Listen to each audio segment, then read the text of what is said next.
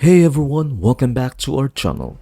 Today, I'll be going over how to use Google Bard to create a professional resume. So let's get started. First, open your browser and type bard.google.com. If you haven't logged in yet, then I suggest that you log in first. Begin by providing your personal details, which encompass your complete name, birth date, educational background, certifications, and employment history.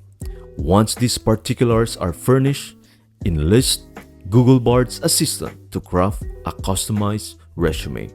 A straightforward prompt such as, "Can you help me create a polished resume based on the information I have shared?" is all you need. In response, Google Bard will generate a resume for your review, examine the content for accuracy and thoroughness, and make any necessary adjustments or improvements. Lastly, save the produced resume to your device, fine-tune formatting as required, and you are set to present your refined resume for job applications or other intents.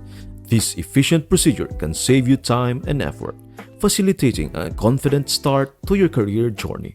Give it a shot and observe as Google Bard breathes life into your resume. That's it. I hope this video helps you out and see you in the next video.